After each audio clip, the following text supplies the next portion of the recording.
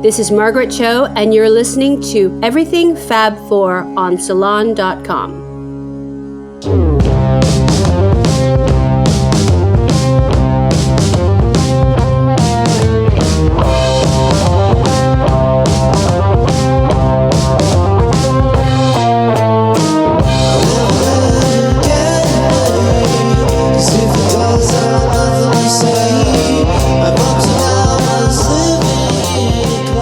Welcome to Everything Fab Four, a podcast focused on fun and intelligent stories about the Beatles.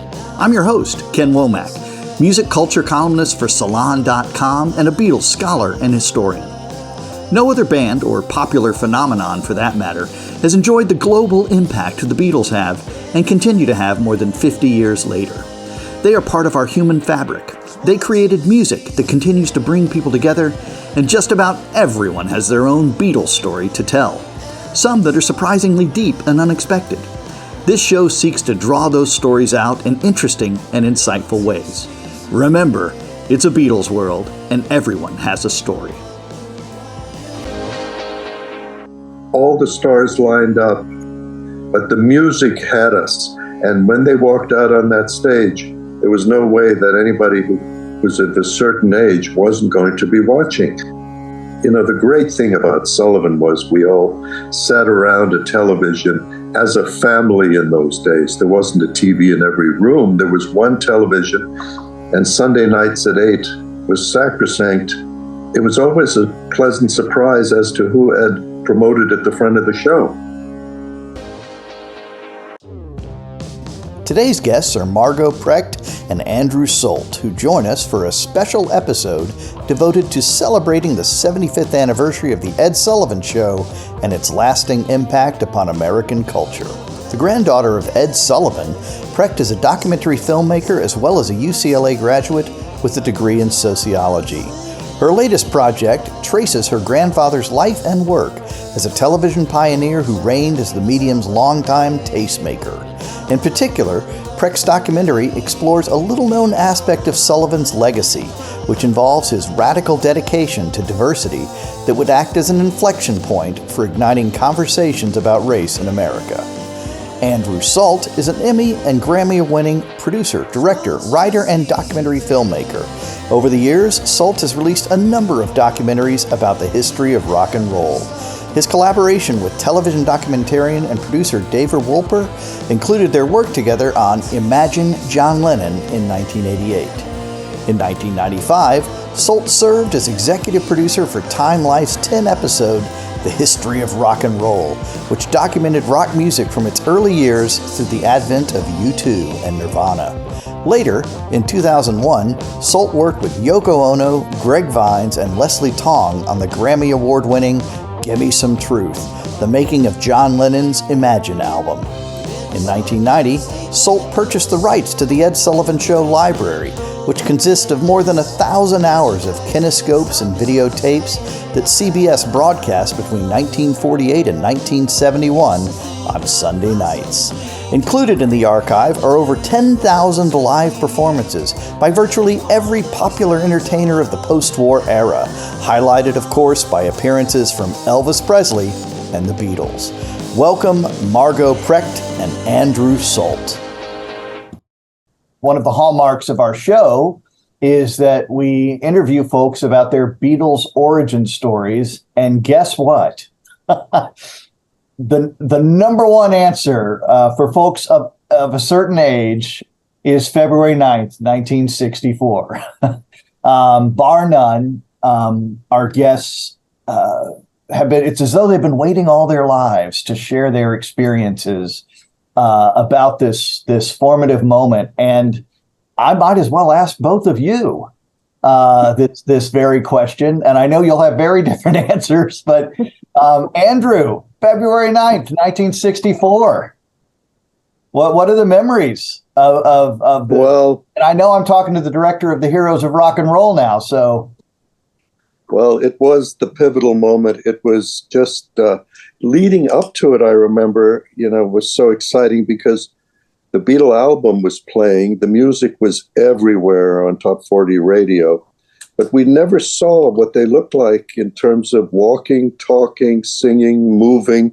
They were albums, and there were a couple of them out, and it was just so exciting when that music landed in late '63, and it was a moment that loomed large at the time. I mean, nobody knew how many millions of people were going to be watching, of course, but it was a game changer, and for everybody my age. And I was just in December, just a couple of months before I turned 16, so I got my driver's license on the day. I could turn on my car radio and listen to All My Loving and I Want to Hold Your Hand and She Loves You, etc., etc. I never could sing or do musical. I didn't have a musical gift, but I loved music. And everybody at school, I was in a boarding school 5 days a week, and everybody was singing the songs and getting ready for that Sunday night. It's kind of remarkable, if you think about it, that for such a lack of synchronicity in terms of marketing and other aspects, that all that energy became focused, and then so many folks were in the audience that night. You know, when you think about it in retrospect, it almost makes it feel inevitable. And of course, people like me who also are English professors love to look for fate, right, and irony and everything. But of course, it wasn't that simple, was it? Well, Margo can speak to it too. I think she may not have been born, but she knows a lot. that there's kind of an issue there. Yeah. Now, Margo, do not feel alone. I am in the same company as you. Oh, okay, good. Two of us do not have our February 9th, 1964 memory. Yeah. But you must have a Beatles origin story. Well, yes, in that I'm the youngest of 5 children, the youngest of Ed's 5 grandchildren, and my brothers were huge Beatles fans, and they actually got to meet the Beatles and have their photo taken with them, which looms large in, our memories, our family memories. My sister, who was also in there age-wise, was very annoyed that she was not included in the photo op there because for some reason she didn't go that day. But it was their first appearance on the show. And then my brothers ended up also going to Miami for the appearance there. So, the Beatles have been a huge part of my life. Of course, a lot of people remember my grandfather because of the Beatles. So even though I wasn't born yet, I do feel a connection to that time. Undoubtedly. And it sounds like you developed your own enjoyment, if not love, for their music. Was there a moment for you, Margo, when you thought, wow, this band is really something special? I just grew to love their music over time. I remember Yellow Submarine was one of the first songs that I latched onto as a young child. And I had a little yellow submarine that I had in the bathtub. But it was always there, that music. It was part of, the part of my life. It was the music that was always on. So I can't remember an exact moment, no, but. And that's a fair response, right? I mean, they are still always there, right? It's just a matter of when, I guess if one taps into them or not. Now, of course, we've spoken a lot about your grandfather on this show as our many, many guests talk about how important he was in their lives and what a change maker he was, right? A difference maker he was in bringing different kinds of art and entertainment literally into their living rooms. But one thing we never, ever discuss on the show is what was Ed like? What was he like, what was he like as a person? Other than this jovial person who would show up in living rooms on Sunday nights for those many years, for what, like more than 1,000 hours, right? Yeah.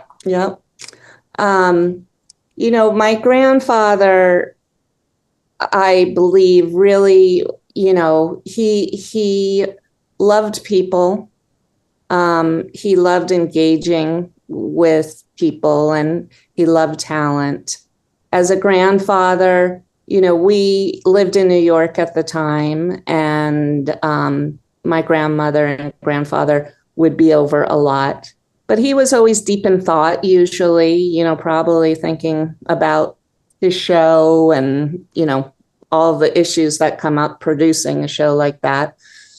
But he also had time to do little magic tricks for me and talk to me. There was an incident when I was younger where somebody was kind of bullying me at school and took something of mine and wouldn't give it back until I gave them, was able to give them my grandfather's autograph. And I remember just being so devastated by that and not wanting to ask him because, that was one of the golden rules growing up in our household, is that, you never, boast or say, that you're, who your grandfather is. At that point, I knew he was famous. I didn't really know a lot about him except that, he was famous and people took notice of him wherever he went. But I remember a moment where he took me aside and sat with me, just me and him, and just told me that my mom had told him about this dilemma that I was in, and he never wanted me to be afraid of coming and talking to him and asking him for whatever I needed. So, I think there was, he definitely had a very tender side. He loved children, definitely loved children. And he was very, very much, a sentimental guy too, I would say. So I've got to ask, because I know our listeners right now are wondering, did he go and take out the bully? What happened? Well, did he pull out that Ed Sullivan tape and he just was like... It's funny that you say that because he was quite a pop-off, and he didn't like criticism or anybody messing with his family. But no, he gave me his autograph to give to the boy. And I'm sure he said something about when I gave it to him, I kind of remember. But I was a kid. He passed away when I was about 8 or 9 years old. So, I only got to have childhood conversations with him. I never got to have a adult conversation with him. And I'm sure, that would have been very different. I love it, though. He shut it down. He signed it, got it out there. Yeah. Man of action. Yeah. Great story. Pop off, right? I mean, they were famously on the day of the day or the day before the show, he didn't like the Beatles set, right? And he said, "This is not happening." And that's when we got the famous arrows in instead. The guy who designed that, Bill Bonner. Oh, is that right? Yeah. Yeah, it was so talented. And apparently I've seen pictures of the original, which was the word Beatles on some kind of large drape. And it was, there was nothing exciting about it. And Ed instinctively asked for a change. And Bill Bonner came through, as he always did. We had the pleasure of working with him on the show we did the 50th anniversary years ago. Margo's father, Bob Precht, was the great producer on the show. I mean, Marlo Lewis was excellent, and he was the right guy at the right time, starting in 48.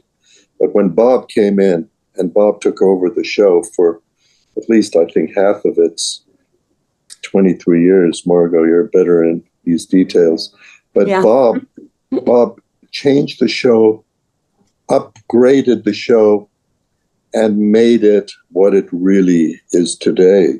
He took it to another level, not only in the bookings and the talent and his sensibility, but in the look of the show, the quality of the show, the staffing of the show. Incredible producer. I always was amazed by the show, starting when I was a child. And same with my wife. That's how the love of Sullivan started. And then I was doing projects, but we always went to the Sullivan door first to see if they had something on the subject. And most often they did. And I was fortunate to establish a relationship, a friendship of sorts with Bob. And the more I've looked at the show, the more obvious it is that those years, especially the 60s, and especially the color years, and never using the same set twice and keeping the look of that show so state of the art, was really unbelievable. And he saved the show. He made the show, and he took it to another level, because Ed was Ed. I mean, he was incredibly capable in what he was doing in terms of hosting, producing, and organizing aspects of the show. But Bob is a major television producer in the history of television, in my opinion. We'll be back with more from Margo Precht and Andrew Solt after these messages. You're listening to Everything Fab Four on Salon.com. It's true, right, that Bob's in the room with Epstein and helping to make that deal in November 1963, which is even more remarkable because the Beatles were only a few days out from the apocalyptic moment. Maybe apocalyptic's the wrong word. Origin moment for Beatlemania in the UK, and Bob and Ed are already on top of this. That's really quite something. Margo, tell us what you know about all that and how it happened. Oh my goodness. There's two stories, right? Yeah. There's two stories, the PR story, I guess, and then the real story. But I think it had been in the works for quite some time. Peter Pritchard, who lived in London at the time, was a talent scout for my grandfather and told my grandfather that he really needed to, consider this group, that they were rising stars in England, and that he needed to have them on the show. So everything was really in the works. There was a story that my grandfather discovered them at an airport, and I think that was just a way of condensing the story. Yeah, I think I might have repeated that one a couple times in maybe a book or two. Yeah, but no, the real story was it was a lot more involved than that, and I don't know, and I'm sure your listeners know, so I don't want to insult anybody, but the deal that was made originally came from, my father, and also my grandfather put that deal together.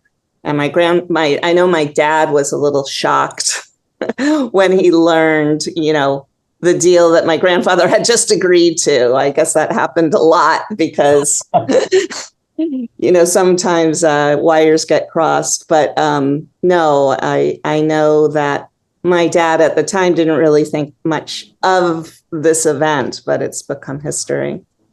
Well, and let's speak about that a little bit more, because I have thought this same thing. It seemed like 10,000 was too much money, right? Yes, to my dad. Yes, absolutely. He thought that he should have held back a little bit on that deal. He thought that my grandfather, his father-in-law, should have held back. But when it was done, and my dad took care of it. And then, he also oversaw the budget. My dad did. So that was kind of part of his job. I mean, obviously, in retrospect, money well spent, et cetera, and that Epstein was a good negotiator. But when you look at those numbers before they're really known at all in the United States, what a deal. Yeah, exactly. And if you look at, and I'm sure Andrew knows these numbers, but, some of the other acts, what they were paid, including Elvis and Topo Gigio and people like that, it didn't quite compare. I think there was a big risk in terms of not just I don't know if the money was as concerning, perhaps. That's my view from what I've read, but the fact that it was 3 shows in a row, and if the ratings weren't going to be good enough on the first one, oh my God, what's going to happen on the second and third? Yeah. And it was in February sweeps. There's 3 sweeps periods in old network television: February, May, and November. And February is obviously very important. And there was a chance that maybe not everybody would show up for this show. And obviously, Ed and the Golden Gut, he had, and Bob had the trust, and obviously the network went along with it. But that was a concern in addition to the money. And Brian Epstein, I think, was very clever to come over in November and basically put everything in place. But I think the interesting thing that has come out over the years, and of course this ties to the assassination of President Kennedy in November of '63 on the 22nd, I think all the stars lined up, and John and Paul had this pillow fight of ecstasy at the Georges V Hotel that's been well covered by Harry Benson and his photographs. It was just everything lined up, but the music had us. And when they walked out on that stage, there was no way that anybody who was of a certain age wasn't going to be watching. And you know, the great thing about Sullivan was we all sat around a television as a family in those days. There wasn't a TV in every room. There was one television, and Sunday nights at 8 was sacrosanct for me, for my wife, when we were kids, as I was growing up. I mean, you never knew who really was going to be on, because TV Guide would go to bed over 3 weeks before, so you could look what was in TV Guide. But it was always a pleasant surprise as to who Ed promoted at the front of the show. So you had to kind of tune in to see who you were going to see that week. And he delivered, and he and Bob delivered on such a high level, the quality of the show. When other shows had 3 cameras, he had 5. You know, I mean, there was just, it was the jewel in the CBS crown. It was the queen of, or the king of Sunday night TV for so long. It might have been both the king and the queen, you know. Well, you know, I think it's interesting, Andrew, you mentioned the assassination. And from my understanding, when the Beatles came to the United States, it was a breath of fresh air. You know, the country was in mourning. People were feeling hopeless, and the Beatles brought light, and people needed it, and they grabbed it. And I think when you say the stars aligned, that's very true. Yeah, meeting the Beatles could not have been more pleasanter, especially after exactly right, and that kind of darkness. There tends to be, I've noticed in a lot of Beatles scholarship, this movement away from that, and it simply doesn't add up to me, and it never has. You know, people forget, you know, most American cities still only had 2 networks, not 3. There were no independent channels really to speak of. You know, when people had a major news story like that, it lived, right, and it had long legs, as opposed to today where there's so much happening that, you know, in an instant, you know, we're already turning the page on some other catastrophe or right. Yeah. You know, I subscribe to that certainly too. I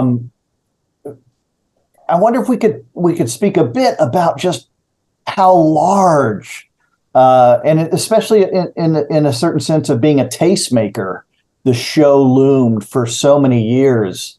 It's almost difficult to grasp that, right? In our day and age, you're both documentary filmmakers, where we have, I mean, how many producing channels are there now? 200, 300, something crazy like that, you know, creating new original fiction, nonfiction content. And here we are, you know, talking about a show who held far more power than we're able to harness today, simply because the competition's different, right? Yeah. Well, my grandfather at the time really was a curator of culture for all of America.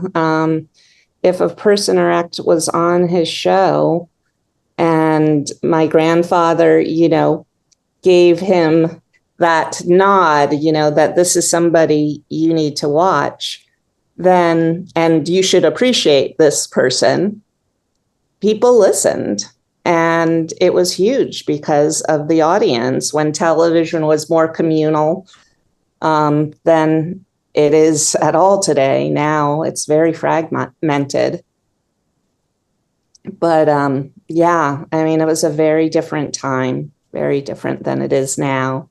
And sometimes I wish that we could bring it all back, but yeah, me too. I make life a lot easier. But no, his show was a microcosm of fully integrated society, and I think it contributed to making the country more tolerant too. Ed became the arbiter of American popular culture and taste, and his impact was tremendous. He started the show in 48, and it lasted till 71, and over the years, he changed the way the world was reflected and how we saw it, and he brought us culture. Things like during the Cold War with Russia, Ed was able to figure out a way for him to go to Russia or bring the Bolshoi Ballet or bring Nureyev and Fontaine onto the Sullivan stage. I mean, stuff that nobody else could do.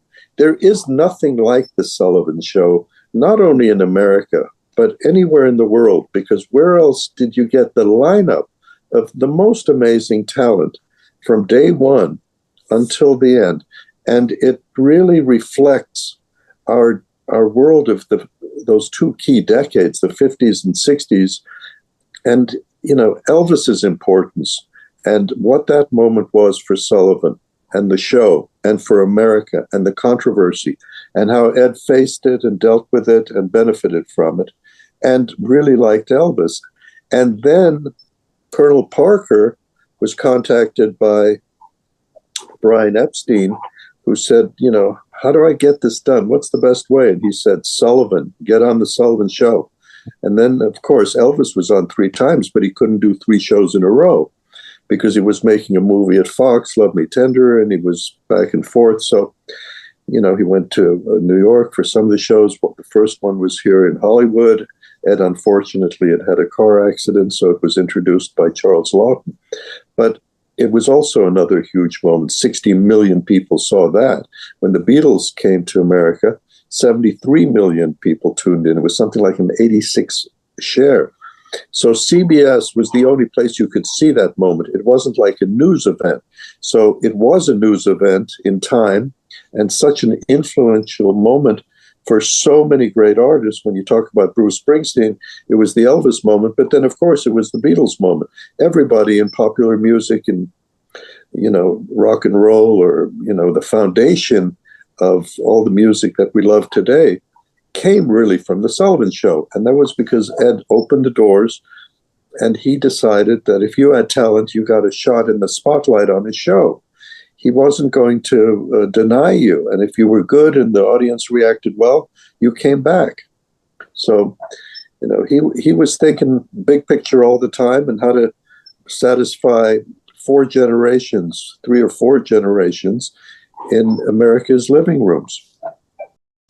Well, he provided access. Andrew mentioned the Bolshoi Ballet. I mean, yeah. Most Americans weren't going to go to Broadway and see a Broadway show. So yeah. What would Ed do? You'd have a scene right there on Sunday night. Yeah. And Ed figured out how to get Broadway acts on his show because there was pushback from the shows themselves, feeling that this wasn't, especially, some of the unions were concerned about the sets. So he figured out a way where they would create new sets, but bring these shows onto his stage. And thank God for that, because My Fair Lady, for example, with Julie Andrews, she wasn't cast, as we know, in the movie. And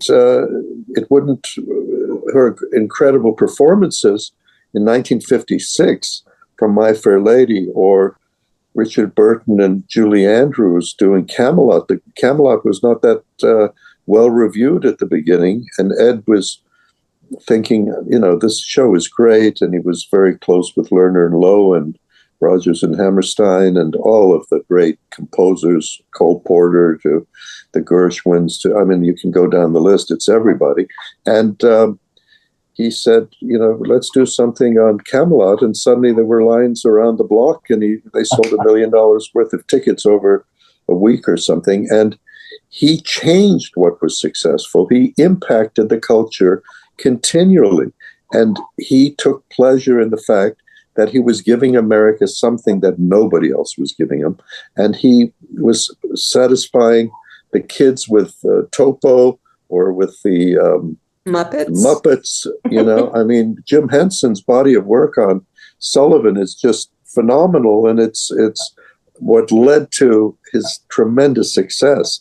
And, there were these opportunities given to stars. Comedians told me that if they did one performance on Sullivan, they could play clubs throughout America for 2 years without having to go back. If they got more shots on Sullivan, their career just took off, and we know those stories as well. So, when it came to the unusual, the special, and he took chances, and the history of African-American music and its evolution from W.C. Handy in 1948, the father of the blues, to the Jackson 5 in 70, 71, whatever it is. That arc and that evolution is there because Ed made it happen, and Bob Precht especially made it happen. And it really, just think of the British invasion. The British invasion happens because of February 9th, 1964. Everything changes. American music was also in a bit of a soft period after 1960.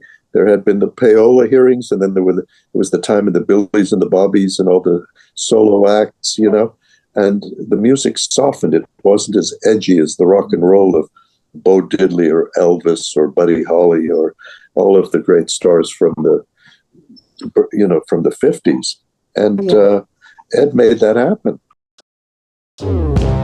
Everything Fab Four is presented by Salon.com, the premier news, politics, innovation, and arts website. For more information, visit everythingfab4.com, where you can learn more about our podcast and my latest Beatles-related book, Living the Beatles Legend, The Untold Story of Mal Evans.